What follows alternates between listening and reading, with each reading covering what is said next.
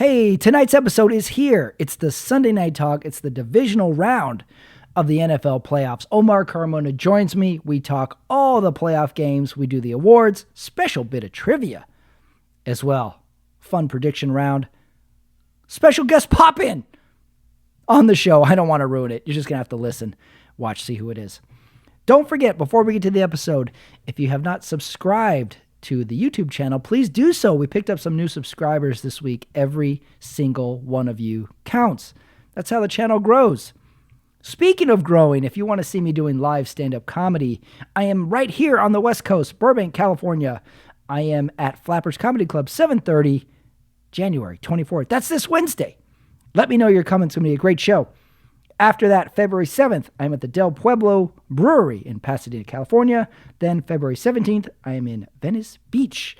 Outdoor comedy show there as well. Details coming. Today on the show, as you know, we took in a full slate of divisional round NFL playoff games. A lot of emotion today. Omar Carmona joins me. Well, you're going to see how he joins me. So let's not delay. This is the Sunday Night Talk for the divisional round of the NFL playoffs. Here we go.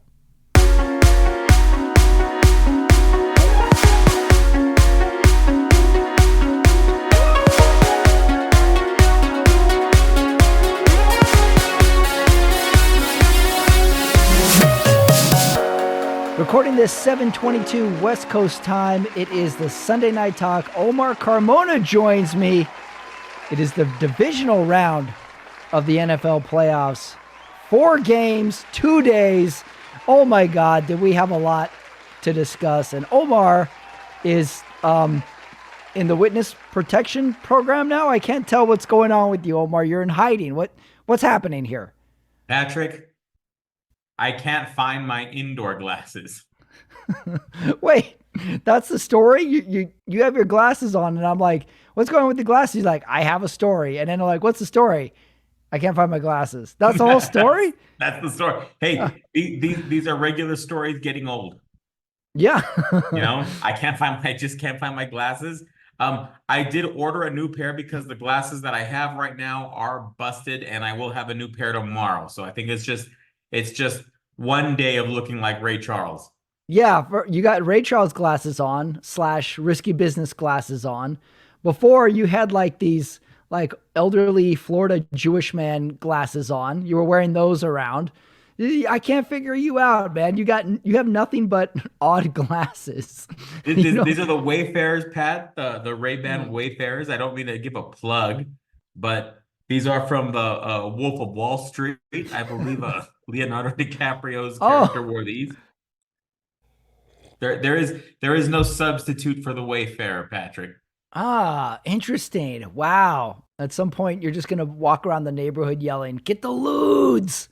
I will not die sober." Well, after this weekend, you might have been yelling that at some point during Saturday night. Because the divisional round, I don't know how you felt about the games, like really did not disappoint. Like None. I found like there was a storyline, and even Houston-Baltimore was a pretty good game for the first half. Like Houston could have gone into that halftime with the lead. That was pretty good too. All these games were like had some really good storylines. All right, I wrote down before we get started, I wrote down 4 notes before all the games this weekend. And I wanted to read them now that we know the results of all the games, to see what your reaction is to these little theories I had going into the divisional round. I have 4 of them. Number 1. All right. Beware of the team that looked good the week before. So, don't get too hyped. Don't get too hyped on Tampa Bay. Don't get too hyped, on the Kansas. Like, beware of the team that looked good the week before. Yes, but Tampa Bay, they were in the game. They disproved that theory. That was predominantly a theory directed towards Tampa Bay. Number 2, don't fall for the underdog curse. That was one I had, I think that one held true. Number 3, a team that's due is due for a reason. That was towards Detroit, and that did not come true. Detroit held through. And then finally, The bye teams are actually pretty good. And that all was kind of half true. Baltimore, yes. San Francisco, very iffy.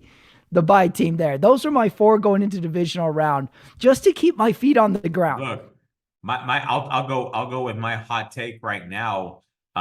Just my hot take for the weekend is Green Bay let that win get away. Yeah, we're going to talk about it. Yeah. Very interesting game. News from the NFL off the field this week, because the NFL never really stops. We've got news going on beyond the field. It used to be back in the day, you got all your NFL stuff Saturday night and Sunday, and now it never ends. There's nonstop Twitter accounts, Instagram accounts with news, fake news. But here's a couple of notes from the week that I found interesting. The Raiders hired Antonio Pierce as their head coach. Great move. Yeah, Great I think move. everybody likes that idea.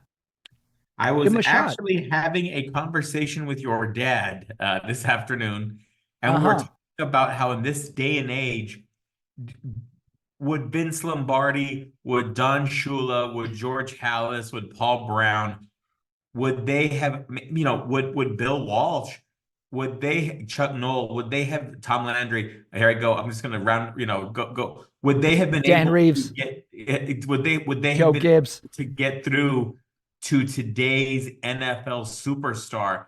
And I just don't think in today's world there is any place for that style of coaching anymore. Yeah, who's the last of it hanging around? Sean Payton, maybe?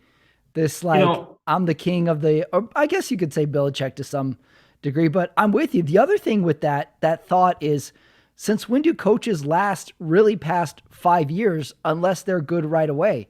I was thinking about this with Vrabel, because Vrabel's been in the league a long time. No organizations really say, like, this is our coach. We're going to have some up years. We're going to have some down years, but this is our guy. I don't think we really say that anymore with coaches. Like, all right, you got 3 years. Maybe we'll give you a fourth. If it's not happening, we start all over. So it's a totally different era too. I'm with you. It's hard to get through to players these days. Like, the coach is not the superstar. It's the player. The only place that really exists anymore is in the college game, not in the NFL. That's for sure. It's impossible. So let's not pretend.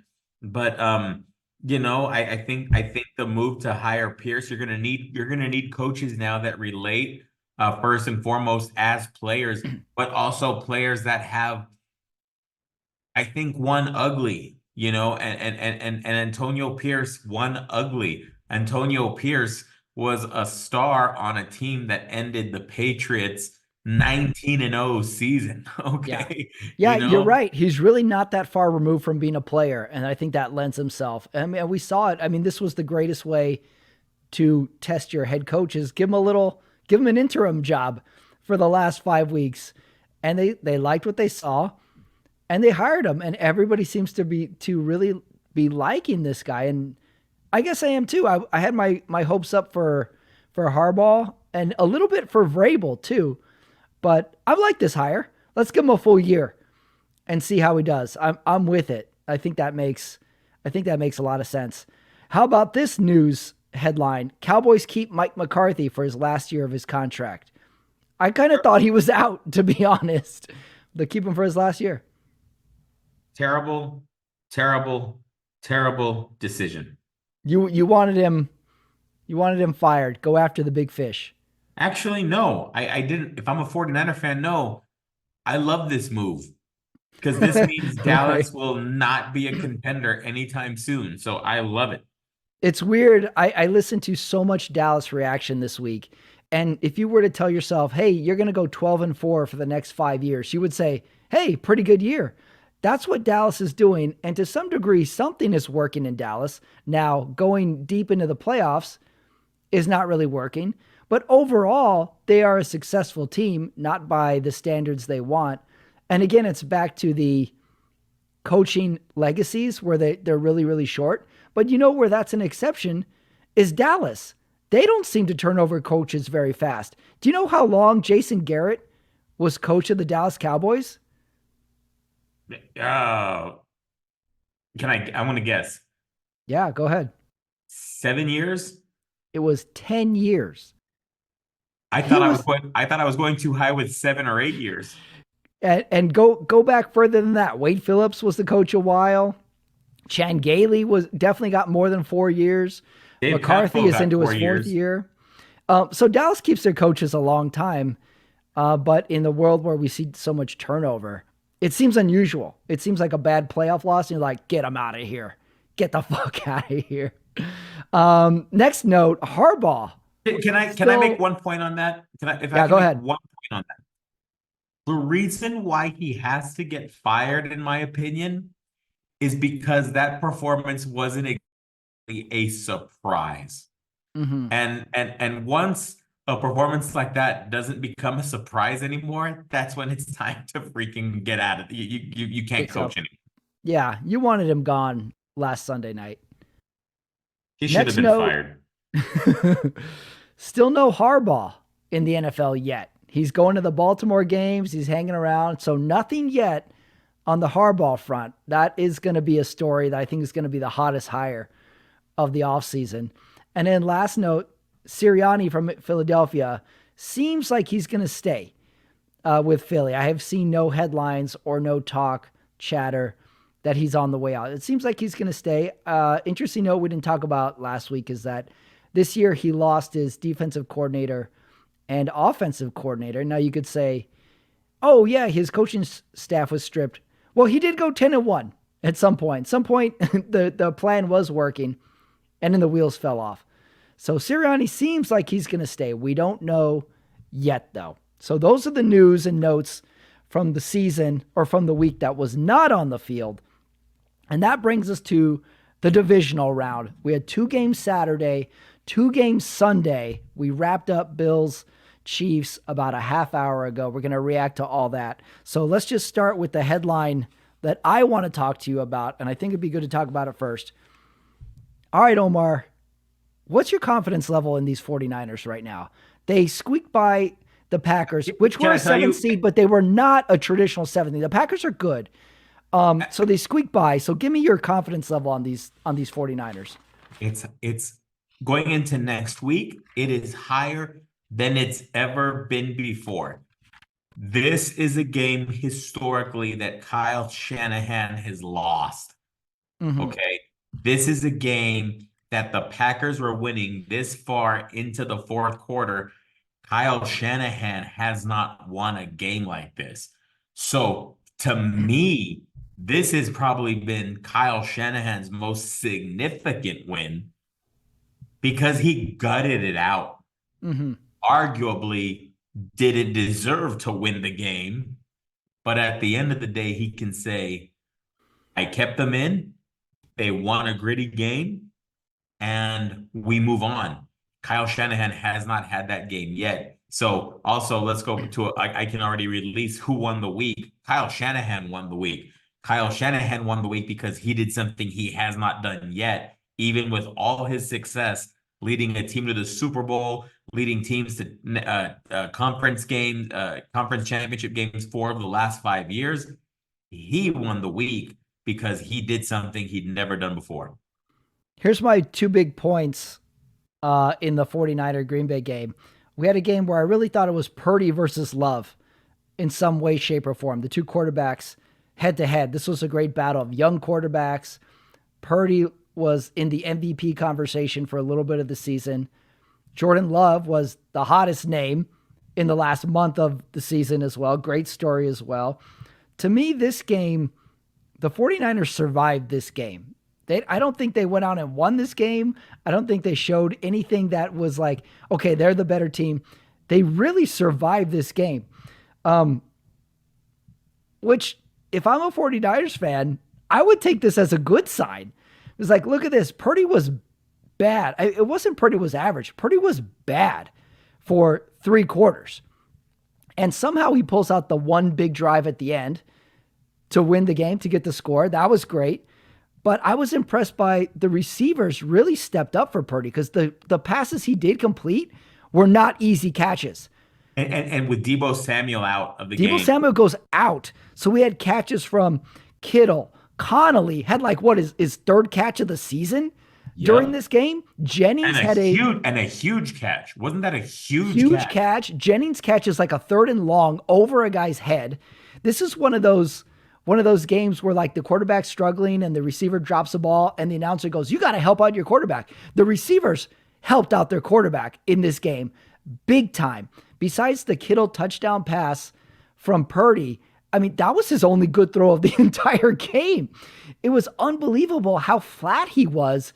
The only good thing was he didn't make the big mistake because the Packer defender dropped the big mistake. That was a pick six. And that Yep. who knows how that flips the game.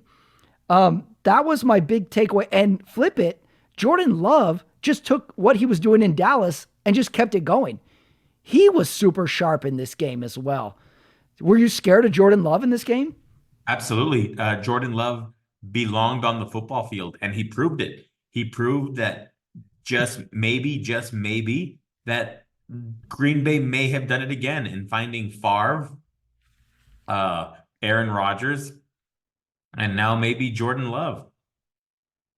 That there was a couple passes in the first half where I was like, oh my God, Jordan Love is the best quarterback of this playoffs. There was one where he put it right in the receiver's gut on a rope on the sideline, and it's perfect. Like the receiver just touches his feet, nowhere near the sideline. He's in. And it was like, how long has this guy been playing in the NFL? He was totally unaffected by everything in this game until the last drive. It was the weirdest flip of the switch because the last drive, Purdy somehow summons enough ability to get the Niners down the field. And Green Bay with Jordan Love with timeouts, needing a field goal, not a touchdown, completely folds. it was a strange flip of the switch. And there was a few odd things in this game. Number one, Debo going out was big panic alert for me. Purdy has the near pick six. Debo goes out into the locker room. He comes back on the sideline. He goes back in the locker room. I had some panic levels like, oh, this is where it falls apart because they lost Samuel and Purdy's not playing well. What were you thinking at that point? Purdy wasn't playing his best, but he was getting the job done. Still, what concerned me was the 49ers not, making the big the big turnovers until obviously the very last turnover of the ball game.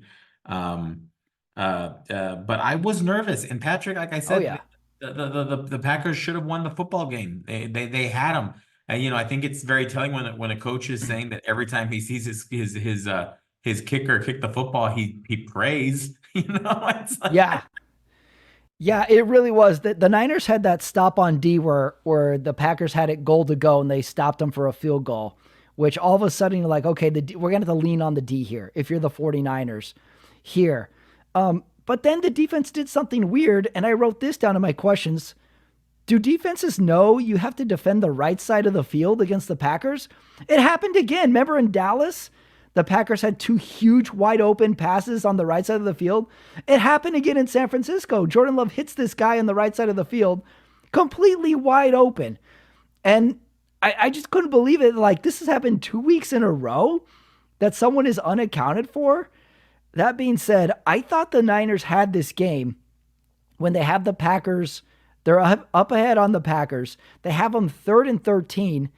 And the 49er guy, Love throws about a desperation bomb.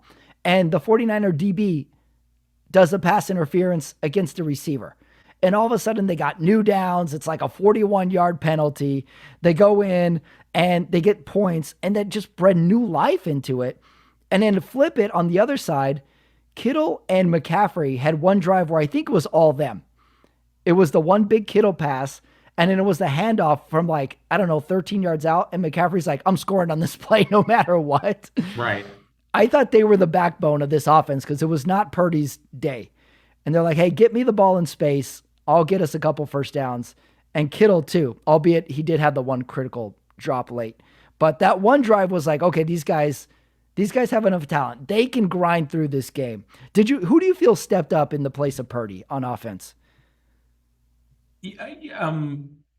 Well, you can't say step up because McCaffrey was McCaffrey, right? Mm-hmm. But I think those timely catches, by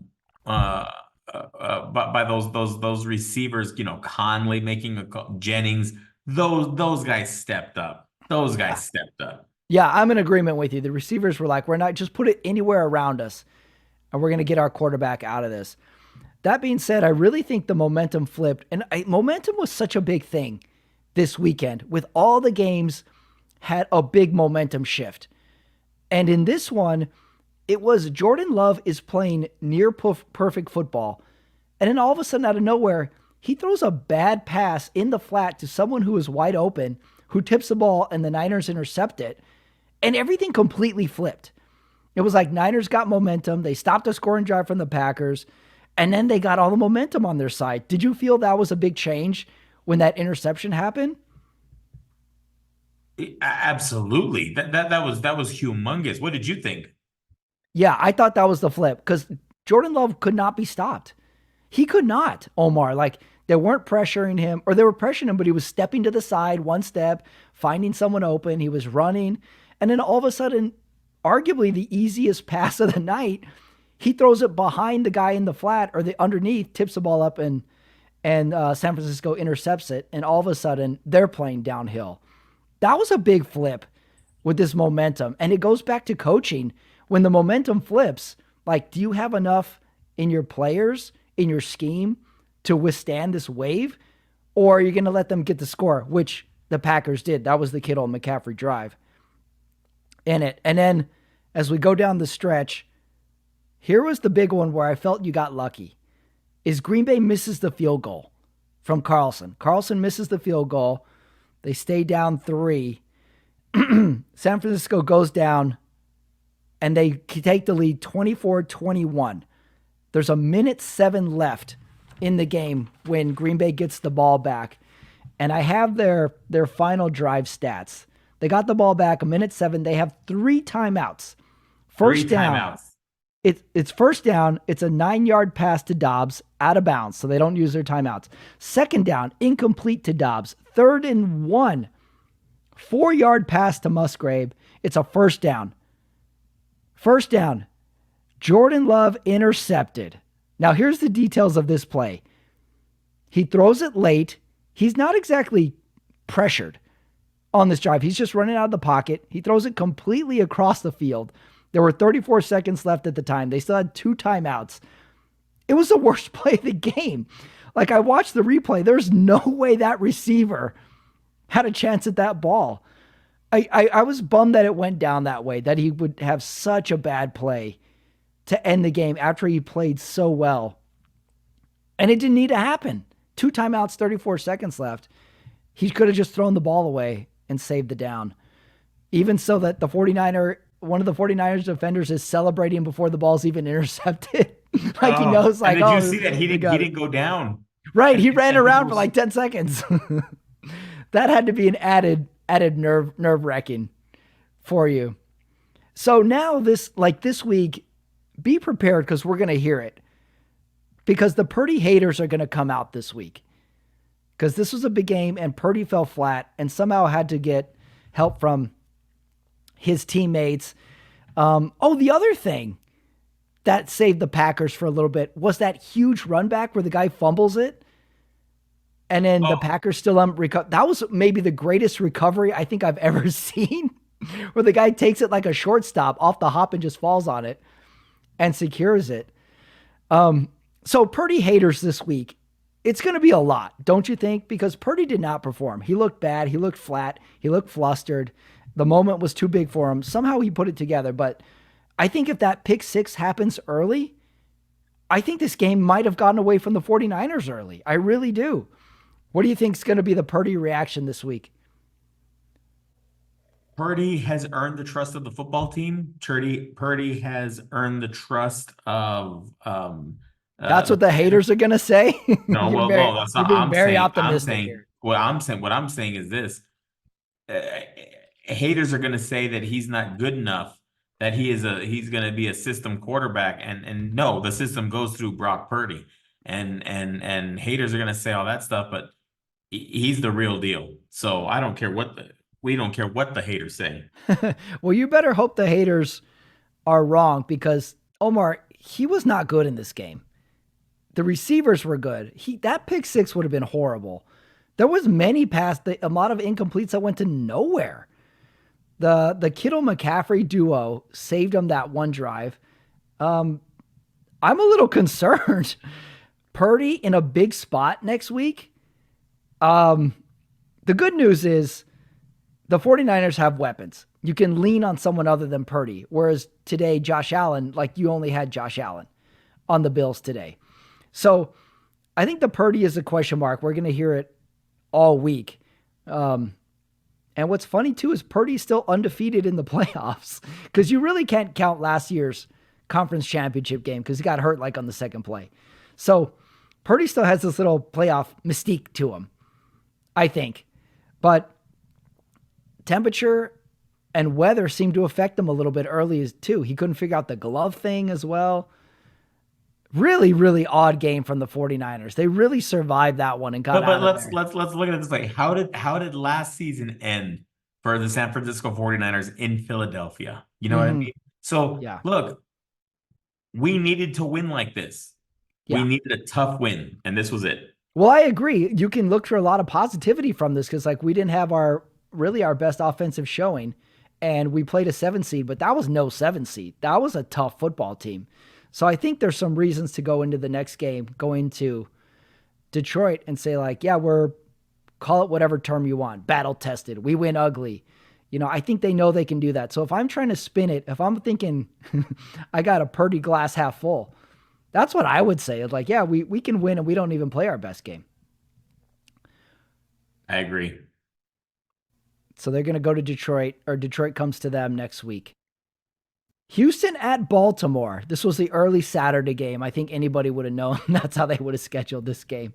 That being said, this was a game up until halftime. Houston could have been in the lead at halftime if they didn't miss that field goal.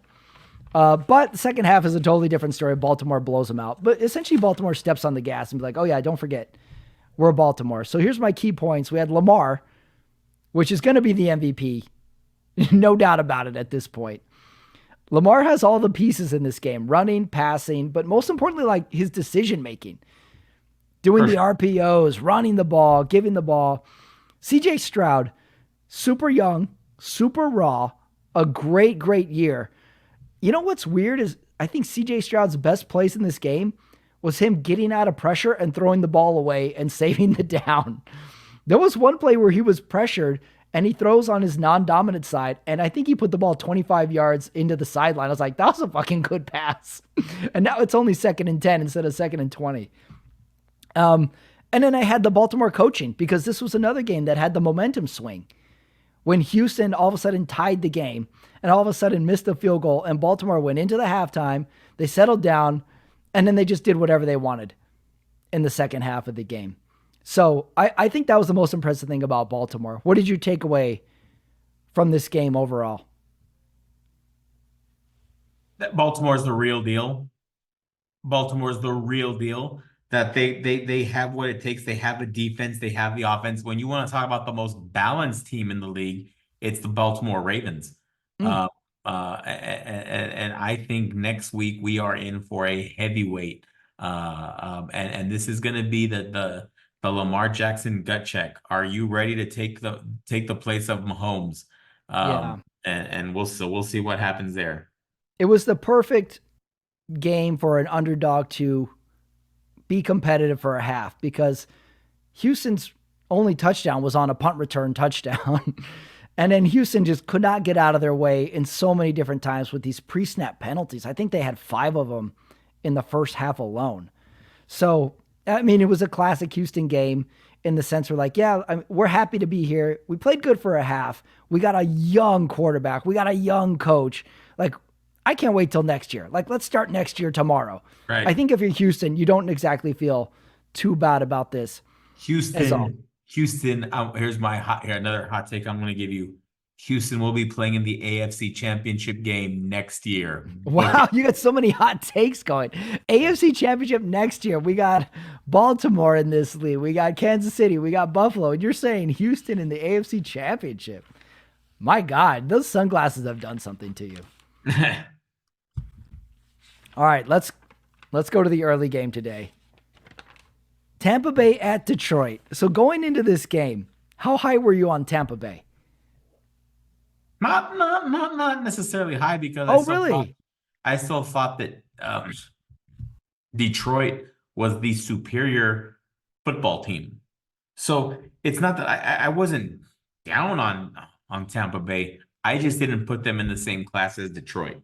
It was kind of an opposite of the 7th seed Green Bay. It was kind of like, yeah, Tampa Bay, they're the underdog. They won the wild card round. Yeah, but they beat Philly. Philly was no 3 seed. They sucked. They could have been a 7th seed for all we know. So it's not like that win. We could draw that much from that win as well. The head scratcher of this game to me in the first half was how conservative Tampa Bay was on offense. I don't think they went deep until that last drive of the half when they hit Mike Evans 2 times for a touchdown. I think they went, what did they start that drive from the 10? Yeah. They went 90 yards in a minute. 92 yards in a minute. 92 yards in a minute. And it's not like they were like spiking the ball or rushing. Like all of a sudden, Detroit was like, couldn't cover Mike Evans and they're like gutting out these extra yards. It was really impressive and it took them so long to do it. And then they really didn't touch that going deep at all in the second half that much. Some credit to Detroit's defense. I think there were 3 plays where an edge rusher's coming off the ball unblocked and they couldn't figure it out. Aiden Hutchinson had 2 of them for sure where he's just not blocked. And he gets in the face of either Baker Mayfield or makes the tackle on the runner. It was a little unusual, the play calling.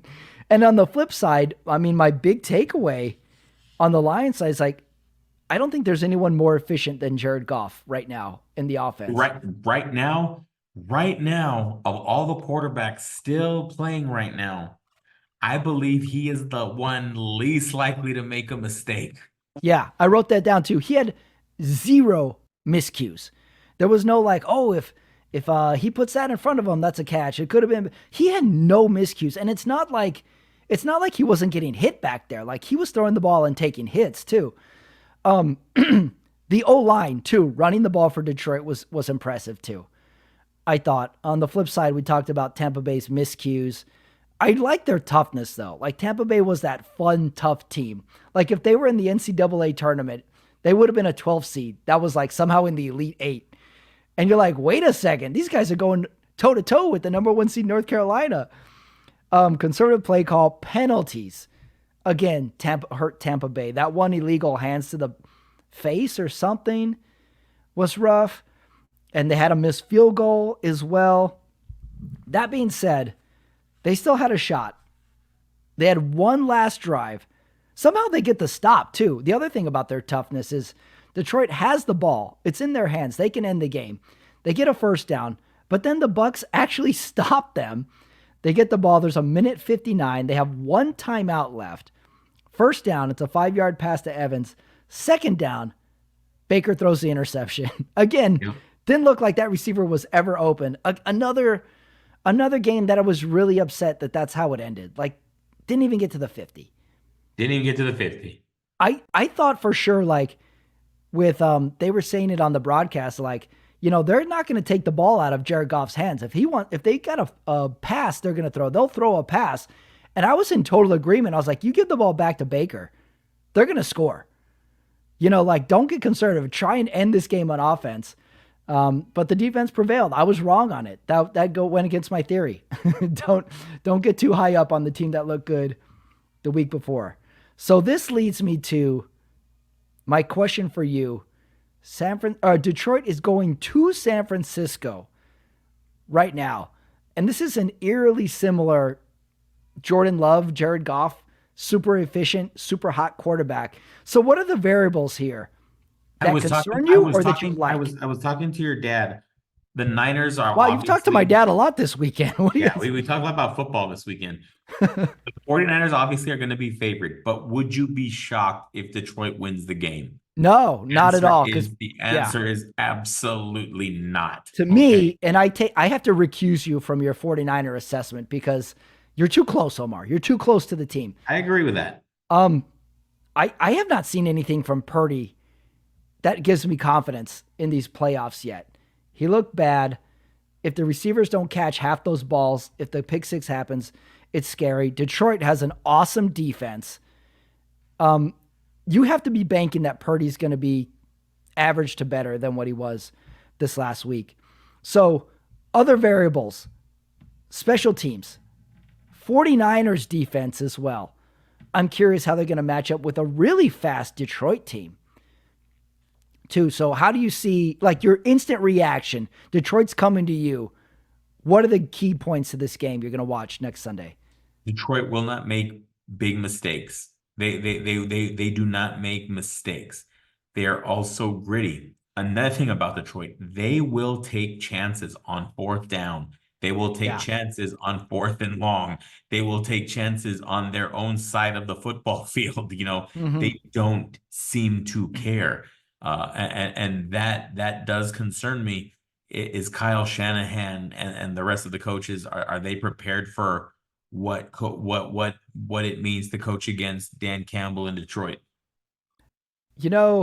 I was trying to think this because, the awesome thing about this Detroit game was all the pageantry of the fans in there. We had the old guy with the season tickets. We had Dan Campbell's red face in the game. And then I was trying to think of my Detroit history. And this is what stumped me. So I want to try and ask you this one. It wasn't good enough for trivia, but I'm going to throw it in anyway to you right now. All right. How many Detroit Lions coaches, Omar, can you name? You want to know how many I could come up with?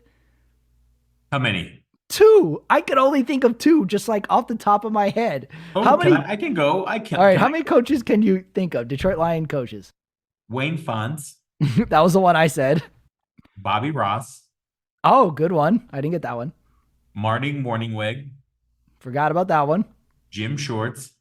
That was the other one I got. I only got those 2, Fonts and Jim Shorts, which I think Fonts won the last playoff game. Dan Campbell. Oh, Dan Campbell. Yep, that's true. Hold on. Let me see if I can get some more. Yeah, any other formers? Steve Mariucci coached the Lions. Oh, yeah. For a few years. The Mooch. He coached. Do you think he had the career he should have had? No. Yeah, me neither. I thought he was like this offensive mind. Like, I would have thought he might have had a Super Bowl I think he was fortunate to be next in line after the Walsh Seifert years. Yeah, he was like their protege, and I don't feel like he had the career he should have had. He stuck it out with the West Coast offense. Yeah, I feel like there was a Super Bowl team in him one of those years. There is one more guy that I am missing. No, Matt Millen was the GM. He didn't coach. Right. Matt Millen was like, he was VP. He was a VP maybe or something like that. Right. That's all I got. And who else are we missing? Oh, I don't know. I only got Wayne Fonts and Jim Schwartz. I couldn't think of any other. I beat you then. You definitely beat me there. I forgot about all those other guys. Yeah, Mariucci. Remember the Mariucci years? Mm-hmm. Right.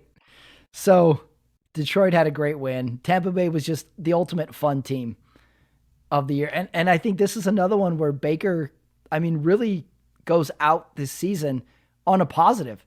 No one thought this was going to be the year they had. And this surprised me when I heard this stat, or when I did the math, that we're only 1 year removed from Tom Brady on this team. I forgot that he was on this team last year. I thought it was 2 years ago. No. That it was last year. Like, we are still in the wake of Tom Brady in the NFL, and Baker as a replacement on Tampa Bay, kind of fun. I kind of like this team. A couple little improvements. Another team that has a young head coach. Yep. That was really cool. I liked it. I liked that game. I really thought Baker was going to take him down. And real quick, let's go back. The coaches we missed. We missed Jim Caldwell. Oh, I don't even remember that one. And Matt Patricia. Oh, Matt Patricia. That's right. Forgot about that one. Old pencil in the hat, Matt Patricia. He would always trip me out because his play sheet was laminated, a laminated piece of paper, and he had a pencil in his hat. Like, you ain't going to write on that laminated sheet with a pencil. What's that pencil doing there, Matt Patricia? We'll never know. And that leads us to Kansas City at Buffalo, the heavyweight matchup that we were waiting all weekend for. This was like our Tyson Holyfield of it. And then, KC gets the win. Another big momentum It shift. appears like it's Tyson Holyfield to everyone. It appears like that to everyone except Patrick Mahomes, because it just seems like mentally he's just going to beat Josh Allen every time. I almost texted you this, I think midway through the second, like Mahomes had a play or something. And I almost texted you like, Kansas City's going to steal this. But then I thought like, is this really a steal? And you know what I can compare it to? And it's a little on the scary side for Buffalo fans. I compare this to the Sacramento Kings when they just could not get over the Lakers in those championship years. Oh, You'd be like, okay, wait next year when we have home field. Okay, wait next year. We just added Doug Christie. Oh, wait next year. Now Josh Allen, blah, blah, whatever. Buffalo had it this year. They had home field. They were clicking on everything. They played awesome in this game for 3 quarters. And they couldn't get over the hump. They couldn't run the ball in the second half. And somehow KC could run the ball in the second half. And then in the biggest drive of the game, Josh Allen misses 2 receivers that were better options than who he actually threw it to. Diggs over the middle. That one play where he threw it to the end zone was one. And then I think there was a play where he had to throw it away. And then it leads to the missed field goal. So my takeaways in this game, the big takeaways, what a quarterback battle we had in this game. It was just going head to head. I don't think either quarterback really made a mistake besides a few missed throws here and there. Like, did we have a pick? No. We had a fumble. We had that Josh Allen fumble, which led to another awesome recovery. That was a mistake, but they got it back. Besides the fumble through the end zone, I mean, what went wrong in this game? It was almost a perfect game in my head. And did you see Kansas City winning this game all the way, or did you have to watch it all the way to the end? No, I did. Buffalo had their chance, did they not? They missed it. Yeah, they had a chance to tie it.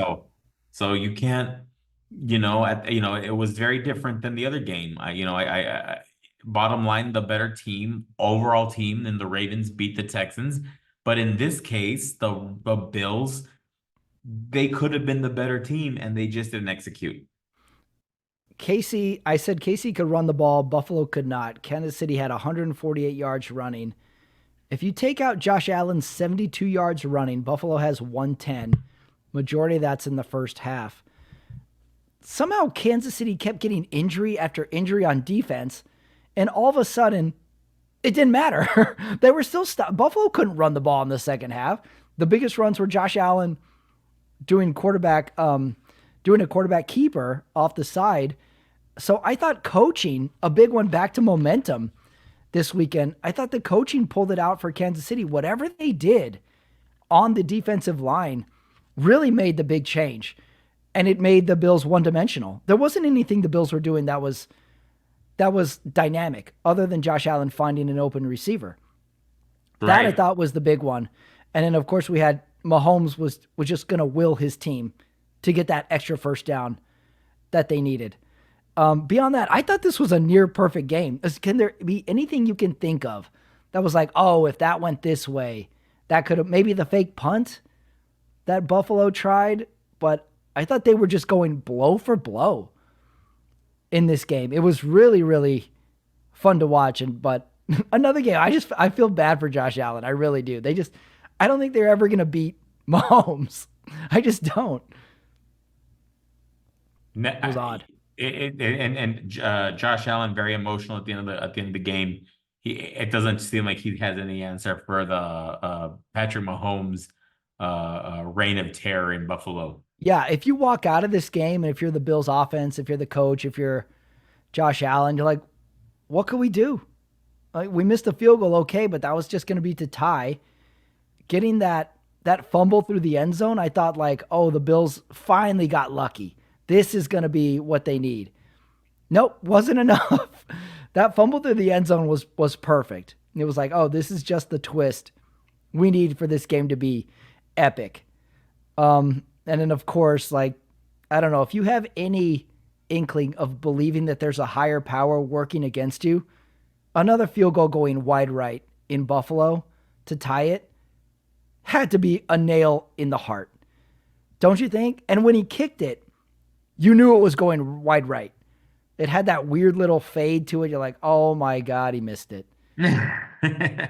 Oh, Such a there was such still a time. disappointing end. Mahomes was going to have a possession. That's true. But it was brutal to see. And the field just got so quiet as well. Oh, geez. But all that being said, like once we got halfway through the fourth quarter, I didn't really think Casey was going to lose this game No, not at all. because the first quarter was all Buffalo. There was nothing Buffalo wasn't doing that really wasn't working. Now, they weren't really scoring a lot of points. Kansas City still never punted in the first half, but they just looked faster than Kansas City. And somehow Kansas City caught up. It was really weird. Call it coaching, call it Mahomes getting his players together. But I think Josh Allen missed two passes in the whole game. That one underneath to Diggs, and Mahomes missed zero passes in the whole game. And that's really what it came down to. Don't you think? And now we Kansas City goes into Baltimore, and it's just one of those like, all right, I can't wait. Let's just do it again. Let's go right now. What are your impressions of Kansas City going into Baltimore? It's going to be a great game. This is going to be a close game. This is going to be the defining game in Lamar Jackson's career. Yeah. Um, and this could basically also be the defining legacy of Patrick Mahomes. Basically, if he gets this win and ends up in the Super Bowl, then we can say the only quarterback you have your sights set on at this point is Tom Brady. Right. Now we're back to legacy Mahomes. And I think Romo or Nance had the stat that the only person Mahomes has lost to in the playoffs ever has been two Tom Brady teams. That's it. One Right. with the Bucks, one with the Patriots. And we go into this game, and it's going to be one of those like, can Lamar get over the hump, or is this going to be Mahomes' legacy? Because it's one of those things like we saw this in basketball back in the 80s and 90s. The Pistons could never get over the Celtics, and then they did it. And then the Bulls could never get over the Pistons, and then they did it. Like it has that momentum has to change somewhere. And now we're at a crossroads where next week, is it going to happen or is it not going to happen? Like we're going to have an answer to this. And it leads me into, I don't know about you. My favorite week in the NFL is always conference championship week. We're down to two games. We'll get 4 or 5 storylines out of each team it's just such a pageantry of it. And it's just football because the Super Bowl is going to be, there's so much outside stuff to talk about and think about at the Super Bowl. The conference championship is just a straight Final Four matchup. One game ends, then we watch the next one. And it's so I'm pumped for it. And I think we have every team deserves to be there. Like there is no fluke team. There is no underdog team in this conference championship.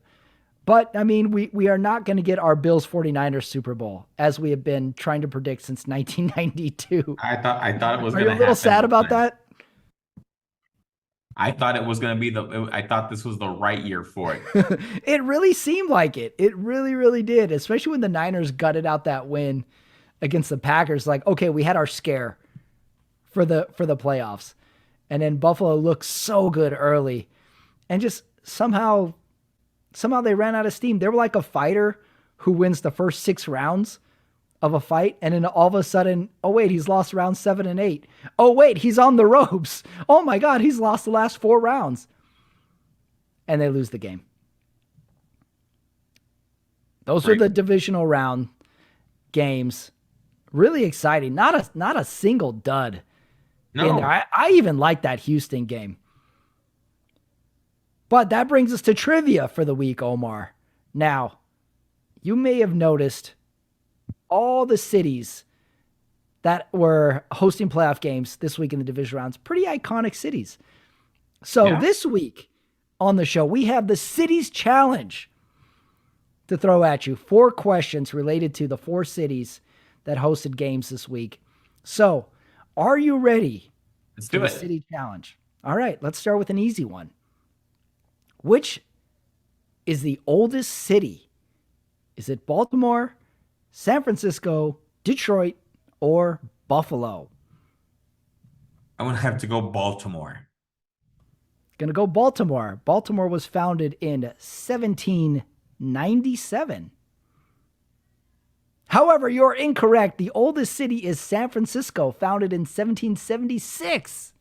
Wow. I mean, I Yeah, guess it was the major trade port would make sense. I'm with you. I would not have guessed San Francisco because it's a Western Yeah, city, and but typically Eastern cities. it was the major trade port to the to the Far East. All right, that was question number one. Question number two: which city has the tallest building? Is it A, Baltimore, the Transamerica Tower? Is it B, San Francisco, the Salesforce Tower? Is it C, Detroit, the Marriott Center Tower? Or D, Buffalo, the Seneca One Tower?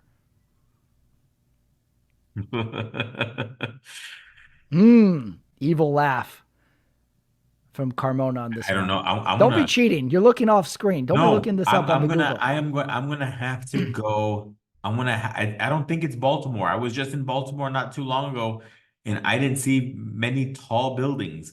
Um, I don't think it was Baltimore. You just had San Francisco for an answer. I'd like to think that you spread the loving. So I'm gonna say no, San Francisco. So between Detroit and between Buffalo, I'm gonna go Detroit.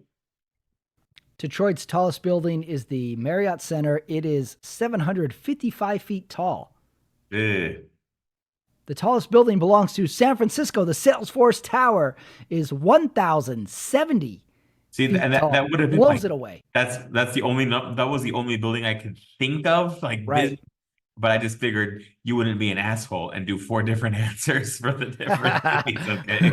All right. Take that knowledge with you to the next question. Question number 4. Here we go. F. Scott Fitzgerald, Walt Blitzer, and Rick James are all from this city. A, Baltimore, B, San Francisco, Detroit, or D, Buffalo. Baltimore. The answer is F. Scott Fitzgerald, Walt Blitzer, and Rick James are all from Buffalo. Man, I can't get anything right today. Come on, you can salvage. You can salvage this. All right, here we go. Last question. Coal briquettes are the main export of what city? Oh, briquettes. Mm-hmm. Baltimore. You are correct. It Yeah. is Baltimore. Coal briquettes are the main export of Baltimore. All right, that was a city challenge. There you go. You got one of them.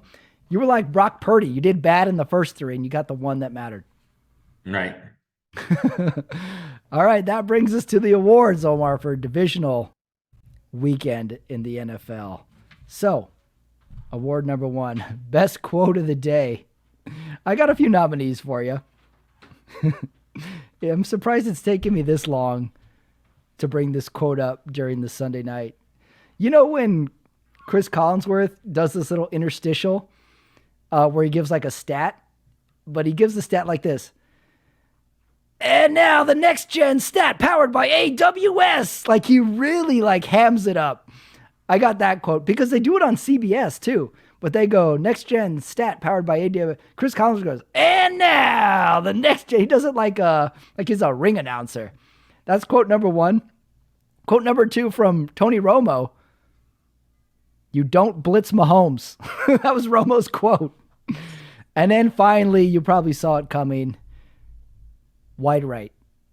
Oh, yeah, that was coming. Yeah. I'm going to go with, I can't pick wide right. That's too mean. I'm going to go with, let's go to the next gen stat powered by AWS, Mike. That's my best. Do you have a best quote or you like one of those? No, I liked on NFL radio. I listened to the first game today, I'm sorry. The second half of today's first game on the radio during a walk. And my skin got goosebumps when I heard the radio announcer say, it's the third quarter, and we are no closer to figuring out who's going to win this football game than we were in the beginning. Wow, what game was that? Does it even matter? It was the Detroit because it was tight in the third quarter, Oh, right? yeah. Mm-hmm. And I think going into the fourth, that's when Detroit scored the two touchdowns. but it was just kind of like one of those like, and we are no closer to figuring out who's going to San Francisco. I listened to one radio feed. Where was it? It was a few weeks ago. It might have been one of the college bowl games. And I was listening to whatever team's radio guy, like it was Texas' own radio broadcasters. And when Texas had the ball, you would think every play was like a 30-yard touchdown. But when like Washington had a first down, you would have thought they fell asleep. Right. They're like, and the ball goes back complete over the middle. 32 yards. We're like, Right. wait, wasn't that a big play? And then like Tick's like, he's off the side. He cuts the corner. He's out of bounds. He's got a 2-yard gain. Like, guys, let's find a little middle ground here. You're not exactly covering. You're advocates, not journalists here. Right.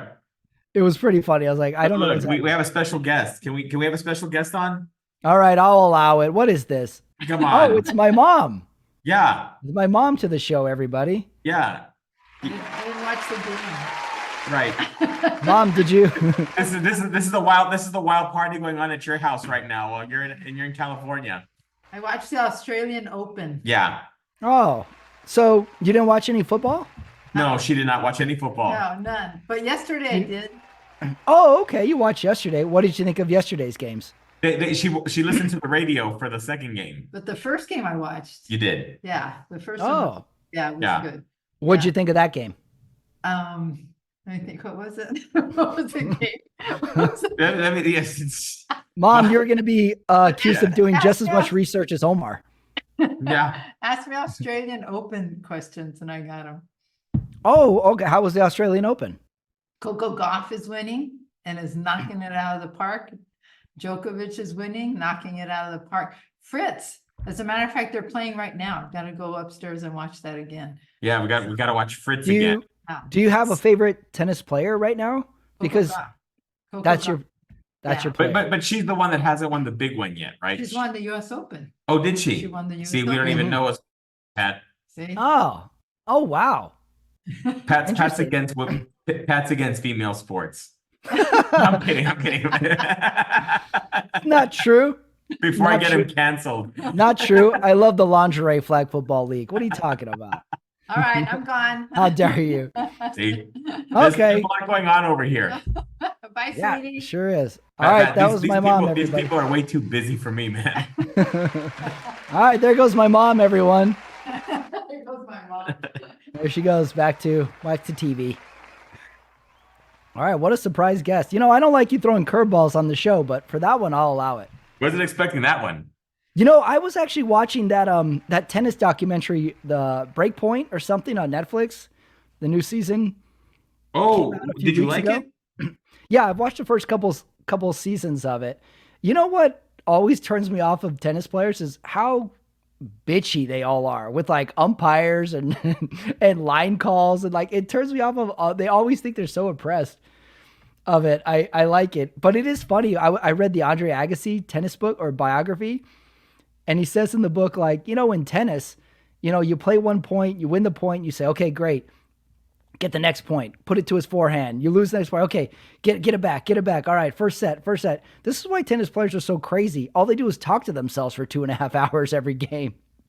It should not be that surprising. But you know, I do like a good behind the scenes documentary. And For the test sure. one's really good. I watched all of last season's one too. Where were we before the show went grossly off the track here? Oh, hot take? Are we on the hot take? No, I think my entire show's been a hot take. Yeah, I think you've get that. Those sunglasses are a hot take, Omar. Thank you. I got a hot take. I got one for you this week. Super Bowl's in Vegas this year. What if the Super Bowl was in Vegas every year? What if we just had a neutral site like it's Vegas every single year? You know, Vegas could have this whole cottage industry of Super Bowl hotels, deals, flights, monorails from the airport to the stadium. What if we just had it in Vegas? Or at least, what if the Super Bowl had a 4-year residency in every city? Like 4 years, Vegas, 4 years, Los Angeles, 4 years, Indianapolis. What about a residency like Wayne Newton in Vegas? Can I tell you something? Yeah, go ahead. If there's one reason I'm rooting for the Lions to win, okay, I'm a Niner fan. What is this? Listen to this. Listen to this. Is the thought of them introducing the Detroit Lions at the Super Bowl in Las Vegas. That would drive me nuts. Why? Why in Vegas would that drive you nuts? Because it'd just be the show Eminem bringing out the Detroit Lions. Think about that, Pat. Uh-huh. Oh, that's fun. Yeah, that would be. It would be the big FU to Taylor Swift. Oh. Yeah, we haven't even talked about Taylor Swift yet. I'm getting pumped for this Vegas Super Bowl. Just the player intros, the theme of the game, always adopt something from the city. We're going to have the Flamingo Showgirls. We're going to have Wayne Newton. We're going to have the Cirque du Soleil. I'm getting kind of excited for this Vegas Super Bowl, to be honest. Like, it's going to be a show. There's going to be a show that is going to go beyond the game. I'm getting kind of pumped. That's why I think maybe it could be in Vegas for a residency. Let's do a few years in one city. Fantastic. All right, you like my hot take. All right, Best Innovation Award. This one was kind of weird, but I thought it needed to be said because we had field goals were fairly critical this week. But my best innovation is I like when these networks mic up the uprights. And when the ball hits the upright, you hear the huge doing.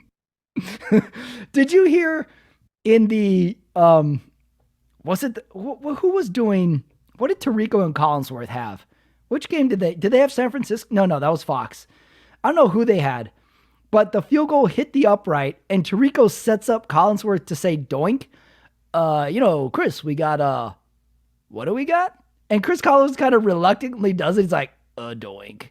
He was setting up for him just to say the word doink. I thought that was great. I love when they mic up the upright and you hear this huge clanking noise on the broadcast. That's my best innovation of the week. What do you got? You like that? Or do you have your own innovation besides? My best innovation is the camera. Is the camera that is facing the owners and celebrities boxes now. We didn't get a lot of Taylor Swift shots in this game. I think I'm getting to the point where now I'm just getting used to it, and it's just part of the game. I want to see what celebrities are there. It's the hottest ticket in town. It's NFL playoffs. Let's see who's there. We got to have it next week, right? Because the celebrities come out for conference championship. I would think. Oh, definitely. I'm with you. There was not a lot of Taylor Swift shots this week. I was a little, first I thought, oh, she's probably not visible. Maybe she just hides in the press box. So maybe there wasn't a lot, but they got some shots of her celebrating and stuff. Kelsey got a touchdown. Think how annoying that would be, though, if you were watching a game, but you knew everybody was looking at you the whole time. That would really annoying at some point, right? Or maybe it's self-selecting. That type of person actually likes that attention. I don't know. Right? I would find it annoying, but yeah, not that many shots of her this game. Good innovation. Award number 4, the Cringeworthy Award. For the week. I got 3 nominees. I got going shirtless at a cold game. We had shirtless people. Yeah, we had shirtless people at what game was it? Buffalo? What was the other cold game? Kansas City last week. And then Travis Kelce's brother was at the Buffalo game today. He went shirtless for a little while. Going shirtless is one cringeworthy. How about Andy Reid's 2-color mustache? Did you notice his mustache is 2 colors? Don't like it. It's like red in the middle and gray on the sides. Yeah. Yeah. I think that icicle might have accidentally dyed his mustache last week. And then last cringeworthy nominee is, did you see the crying Bills fan at the end of that game where the guy had the hat over his eyes? Yeah. Oh, man. That'd be my winner. My cringeworthy is going to be the missed field goals from the Buffalo kicker and the Green Bay Packers kicker that definitely would have changed things in my opinion. Yeah. Yeah, the Green Bay kicker missing that field goal, it would have been overtime or worse. And then Buffalo, like, how great would it have been to, like, all right, the ball's in Mahomes' hands. Can he get a score? Then we'll replay the 12-second game. Oh, my God. I have a feeling Mahomes would have went down the field, but who knows? It would have been nice to put the pressure on him. That was brutal. Another wide right. That's rough. Yep. Next award, best costume design for the week. I actually have a lot of nominees for this one. I got number one. Did you see they did a little thing on CJ Stroud's mom, who's in the stands, which, by the way, looks like the same age as CJ Stroud. She had that was the other cold game, Baltimore. She had a pretty nice winter jacket on during that game, which looked really nice. I had the 49ers coaching staff wore this black hat. It was a black trucker hat with like a red emblem on them. Like, you don't know it's 49ers gear at first sight. I thought that hat was really, really sharp. Shanahan looked good in that hat. I got Aaron Glenn's eyeglasses. Did you see Aaron Glenn's eyeglasses look really cool? They had little like yellow bits. Those. Look really cool. And lastly, this is my winner. Best costume design. When quarterbacks wear headbands. In general, the quarterback headband is the coolest thing. Baker Mayfield wears the headband. Mahomes wears the headband. And let's go back. Jim McMahon would wear a cool headband. Jim Harbaugh would wear a cool headband under his helmet. I think the quarterback headband is my best costume design winner. I think that's a great one. I want to go with that one too. All right. Oh, I left out one best quote. It's not my winner, but it needs to be noted. They did the little thing on CJ Stroud's mom, and the quote was, CJ Stroud's mom spends most of the game in prayer. Just total like mom, like nervous for her son, nervous for the game, just ends up praying all game long. Next award, Advice Alley. Here's my Advice Alley. It's more of a suggestion to the NFL. Let's hear it. I think we should award the MVP for the regular season right after the regular season ends. Like that Monday morning, let's give the award. Because when they give the award, Super Bowl week, probably the guy's not going to be there because he's going to be in the Super Bowl. And now, of course, we're tainted by how they do in the playoffs. I say we give all the regular season awards Monday morning after week 17. That's my advice. I like that. Like let's not move straight to the playoffs right away. Like let's put a bow on the regular season. Rookie, MVP, all that stuff. And then plus you can take that award momentum with you into the postseason potentially. Like, oh, here's Lamar Jackson, the MVP of the regular season. Like, I think they do that in NBA, don't they? For sure. Because I remember that one year Charles Barkley was the MVP and Jordan took it personally in the playoffs and beat his ass because he got the MVP and not him. What's your advice, Allie, for the week? My advice, Allie, is Kyle Shanahan, get ready for the fight of your life in San Francisco against Dan Campbell and the Detroit Lions. Oh, wow. So you're trying to give some advice to your own coach. For sure. Get ready for the fight of your life. You know what's weird to think of it, because it was a little bit in this Tampa Bay game. Like, it's very rare that we have a defensive battle in a dome. Like you don't think defensive battle in a dome, and you think offense and scoring and passing. And it was a bit of a defensive battle in the dome today in Detroit. So we might have that with San Francisco next week. Although, no, wait, they're going to San Francisco. Never mind. Forget it. Oh, I should have added to my cringeworthy Dan Campbell's red face. He had a really red nose. Did you notice this? He really did. I think he yelled at the team at halftime and he got really red. Next award, the Sunday double feature. I got two options. Ooh. Number one, of course, very obvious, Buffalo Snake Bitten, Buffalo 66. A movie about being from the city of Buffalo and never really winning at anything. I like that. And then my other nominee, and I'd much rather watch this movie. The San Francisco Stadium, Levi Stadium, is like, they make a point of saying they're in Santa Clara all the time. They're not actually in San Francisco. I really miss the team being in San Francisco. And Santa Clara is just a place where all these corporations are, all these office buildings are, Silicon Valley's out there. So I went in that line of thinking. I went with Office Space. Just having a mindless corporate job as an idea. And that's the feeling I get when they moved the stadium to Santa Clara. I used to like the aerial shots of Candlestick, and you'd see the bay in the and mountains bridge. within the hill. Yeah. And Santa Clara is beautiful, but it's not the Santa Clara 49ers, it's San Francisco 49ers. I'm with you. I went with Office Space for my double feature. I'm gonna go with Tombstone. Oh, really? Tombstone fan, are you? I Why got, I Tombstone? got, you know, I got the Earp brothers with Doc Holliday, and I'm thinking it's Brock Purdy with George Kittle with Christian McCaffrey with Debo Samuel. It's this is Tombstone. We're firing on all cylinders right now. Which one of those players is your Huckleberry? Christian McCaffrey. Yeah, you've always been high on that guy. Oh, he's everything. He had a sneaky, like, he was the backbone of that game. I thought Saturday night, that touchdown run, like all the like yards after contact he was getting, like he had a little bit of like, I'm not letting us lose on this drive. If we're going down, I'm fighting for every single yard. Last award, who won the week? John Harbaugh?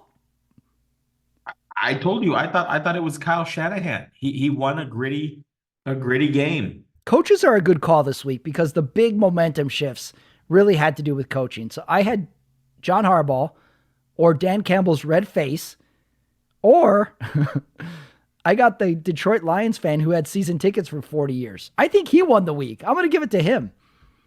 Like, no one is having a better night than him right now, don't you think?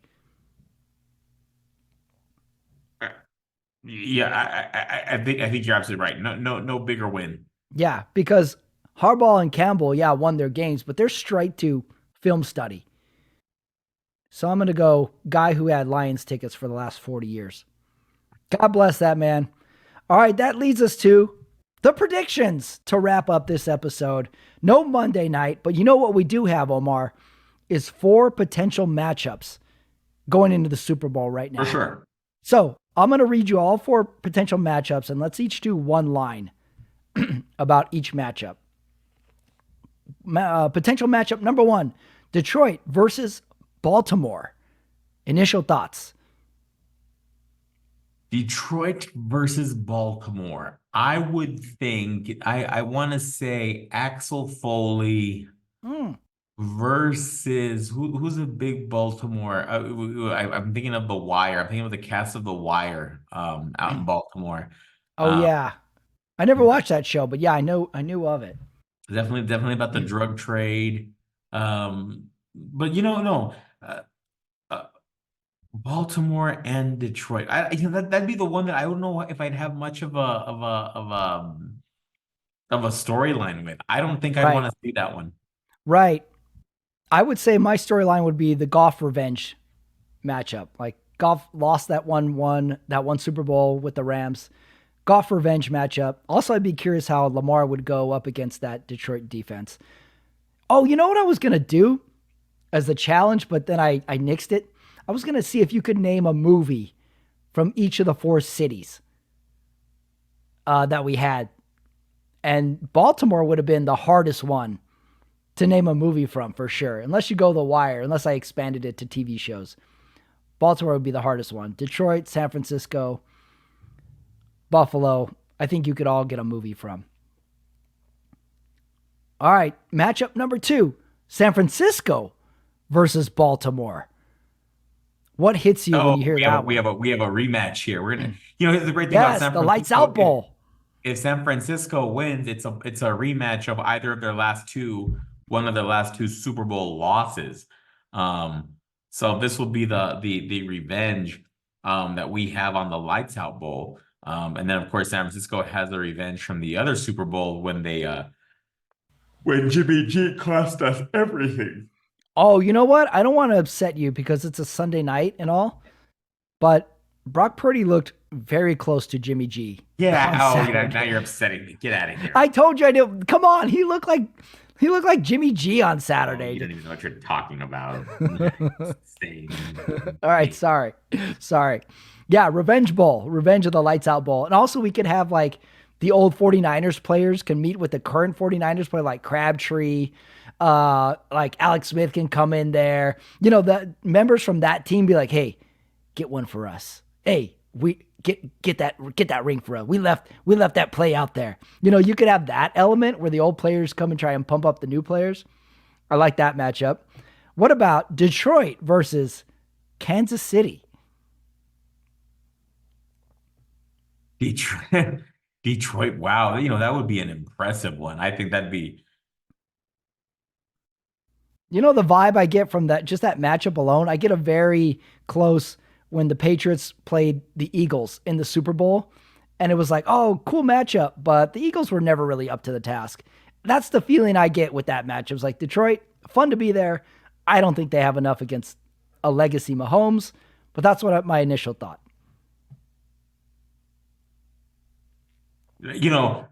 Interesting about that. Wasn't that the first game this year of it was the Kansas City Detroit opener? Oh, yeah, Um, yeah.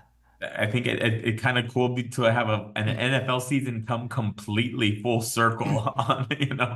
You know, Mike, we've come full circle this Sunday night in Vegas, Cirque du Soleil, doinking balls, and the next gen stats from AWS. We could have all the full circle talk. And last matchup, San Francisco versus Kansas City. Another rematch bowl. Wow, then that would be the big. I want another a crack at Mahomes. Yeah, yeah. If I was to say, who do you want the rematch against, Baltimore or Kansas City? You'd go Kansas City, huh? I would. Yeah.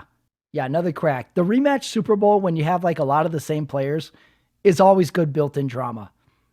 I do like that. Because it was Shanahan, right? Against Kansas City. That Super Bowl with the Jimmy G one. Yeah, Right. it was. Yeah, yeah. That would be good. All right, I'm kind of rooting for that matchup, but we'll see. Ah, Conference Championship Week, Omar. This was the Sunday Night Talk. I hope you are prepared for next week because I really don't know which Carmona I'm going to get next week on the show because you're either going to be super high or super low. And again, once again, this weekend, you went totally silent on me too. You're not answering texts. You're just, I don't know how you're watching the game. I don't know why. I don't want to know how you're watching the game. So part of the interest of this show next week is going to be your emotional state when you come on next week. We'll see. Here's the thing. Like I told you, Detroit could very well beat the 49ers, and it wouldn't shock me. Okay. This is a gritty team. I think I will be radio silent again next weekend. You're telling me right now that you will not be answering text messages. I'm gonna have to get I'm gonna have to get the information from my dad. It's apparently my dad's the only one you hang out with now. All right, that was the Sunday Night Talk for the divisional round. Next week is the conference championship for Omar Carmona and me, Patrick Ramirez. I'll see you next week. And thanks for joining in, my mom. See you next week, everyone. It was a good time. All right, everybody, that's the show. That is the Sunday Night Talk for the divisional round. I hope your team won, if you have a team. And if your team lost or missed a field goal, try and get some perspective on it. Try and tough it out. It's a long season. We're all tired. I want to thank everybody for listening to the show. I want to remind everybody to subscribe to the channel if you haven't already, because all my stuff is up there. Speaking of all my stuff, if you want to see me doing live stand-up comedy, this Wednesday, January 24th, I am at Flappers Comedy Club, 7:30 show. And following that, February 7th, I'm in Pasadena at the Del Pueblo Brewery. And February 17th, I'm in Venice Beach, California for the Outdoor Comedy Show. All those details will be coming up on these shows. So, conference championship, who are you rooting for? What storyline are you most interested in? Everybody gear up, because we're going to go on another emotional roller coaster next Sunday. And you better believe me and Omar, well, hopefully Omar, will be here for it. I will see you next week. Go Sports!